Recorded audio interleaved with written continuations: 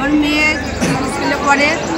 হ্যাঁ, মেয়ে ফোনে আলমগীর স্যার আর সত্যজিৎ স্যার যা তা ফোনে মেসেজ করে যা তা বলে পাঠিয়েছে, কিন্তু মেয়েকে তো স্কুলে পাঠায় ভালো পড়াশোনা করার জন্য, ঠিক আছে, কিন্তু স্কুলের স্যাররা তো বাবা মায়ের মতো, কিন্তু ওরা নোংরা নোংরা ভাষায় মেসেজ করে পাঠাচ্ছে। এটা কি উচিত?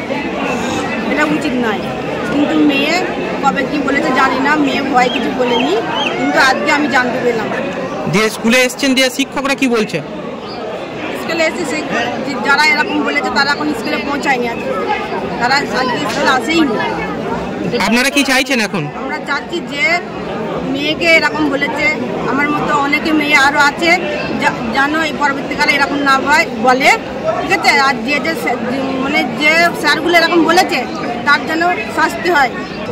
গতকাল আমি আমার ছেলেমেয়েদের কাছ থেকে এই অভিযোগটা পেয়েছিলাম,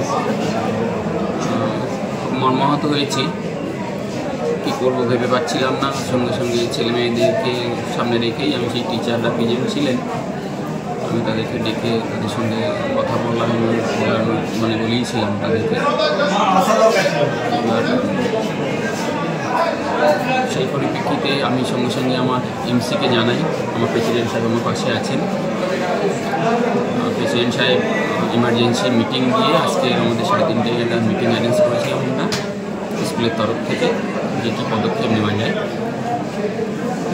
আমি ফোন মারফত আমার এসআই সাহেবকে জানিয়েছিলাম ব্যাপারটা, আমার উদ্যোতনে উনিও এসছেন।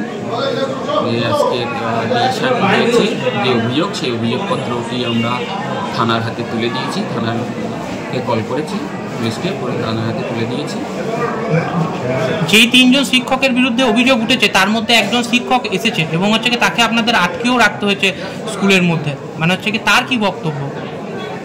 সেভাবে তার সঙ্গে কথা আমার বলা হয়নি, তিনি স্কুলে এসেছেন এটুকুই। আর তো শিক্ষকরা কি স্বীকার করেছে তাদের বিরুদ্ধে অভিযোগ?